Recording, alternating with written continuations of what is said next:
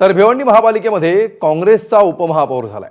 भिवंडी महापालिकेच्या उपमहापौरपदी काँग्रेसचे तारिक मोमीन हे विराजमान झालेले आहेत।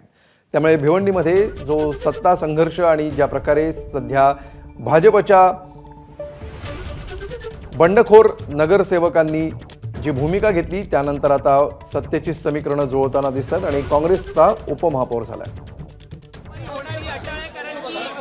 पक्षाचा आदेश मानला नाहीये नगरसेवकांनी। चव्हाण साहेबांनी मला फोन करून सांगितलं जो पण असा केला असेल त्याच्यावरती निलंबनाची कारवाई होणार। परंतु ही पुन्हा निवडणूक होणार का? जर निलंबनाची कारवाई झाली तर पुन्हा एकदा 100% या सगळ्यांवरती या सगळ्यांच्या संदर्भात नावं कोण कोण आहेत जी 6 मतं फुटलेली आहेत? आता आम्ही माहिती घेणार। आज गर्दी होती, फुल हाऊस भरलेला आणि फेटेमध्ये कोण काय समजला नाही आम्हाला। मी आत्ताच मी पत्रक व्यवहार करणार आहे नगर सचिवला आणि ते माहिती घेणार आहे कोण कोण कोटी शिवसेनेने तुम्हाला मदत केली नाही का या सगळ्या महापौर पदाच्या निवडणुकीमध्ये? शिवसेनेने मदत नाही केली का? कारण की तुमच्या उमेदवाराला फक्त 16 मतं पडलेली आहेत। नाही, शिवसेना ॲक्च्युली त्यांचा अलग गट होता, अपक्ष आणि त्यांचा गट होता। तो त्या हिशोबाने समाजवादी पार्टी, कोणार्क विकास मंच, शिवसेना आणि भिवंडी विकास असं त्यांची गट होती। म्हणून त्यांच्या गटचे त्यांना भेटला, आमचा गटचा आम्हाला भेटला। विलास पाटलांना 2 मिनिटं समोर बघा, समोर बघा।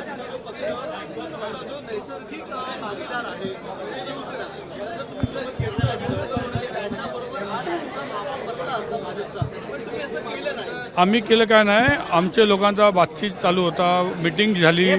त्यामध्ये पहिले आम्हाला सांगितलं होता तुम्ही महापौर पद करा। आम्ही तयारी पण केली, कॅम्प पण लावला, पण काही कारणाने ते नाही झालं। काय कारणाने ते 100% होणार निलंबनाची कारवाई। विलास पाटलांना महापौर पदापासून दूर ठेवण्याकरता ही सगळी भाजपनेच खेळलेली चाल आहे अशा पद्धतीचा एक सूर म्हटलं जातं। नाही, असं काही विषय नाही ना। विलास पाटलाचा विषय कुठे आला का? विलास पाटलाचा विषय काय नाही।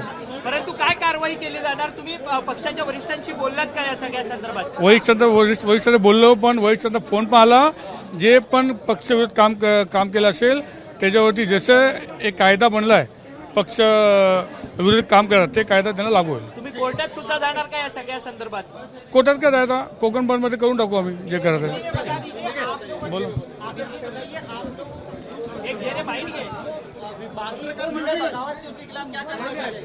नहीं, जो एक्ट है महापालिका एक्ट और कोकण मॉल जो भी एक्ट बना है, जो पार्टी भी विरोध करेगा उसके ऊपर हम लोग कार्रवाई करेंगे। अभी वो कुछ अंदर की बात है, हम लोग कुछ बोल सकते हैं, कुछ बातों को हुआ नहीं हमारा। चलो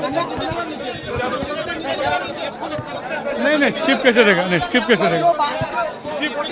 पुलिस का क्या ये बाजूला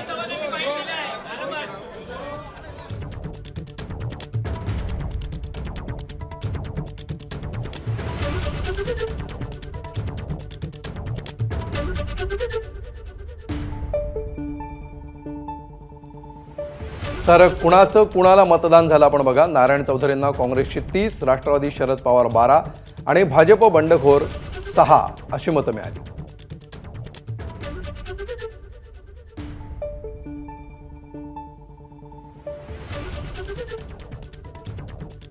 विलास पाटील यांना कोणार्क आघाडीची 4, शिवसेनेची 12, सपाची 6 आणि भिवंडी विकास आघाडीची 3 मतं।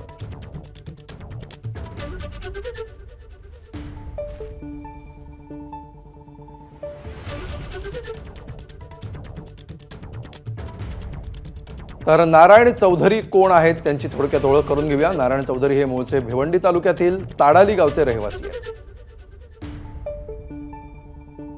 2002 ते 2007 भिवंडी विकास आघाडीतून ते नगरसेवक राहिले।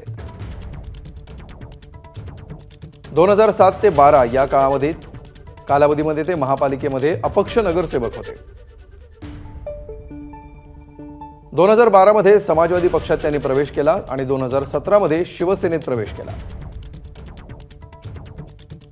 2025 मध्ये त्यांनी भाजपात प्रवेश केला आणि मनपा निवडणुकीमध्ये विजय मिळवला।